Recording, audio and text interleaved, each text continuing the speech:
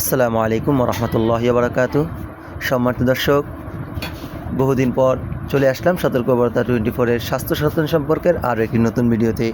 আজকে আমরা আলোচনা করব তাদেরকে নিয়ে যাদের দীর্ঘদিন যাবৎ চুলকানি ও অ্যালার্জির সমস্যা রয়েছে, বিশেষ করে সারা শরীরে ও বিভিন্ন স্থানে, নির্দিষ্ট স্থানে খুব চুলকানি হয়, বহু ওষুধ ও লোশন ব্যবহার করেও কাজ হচ্ছে না।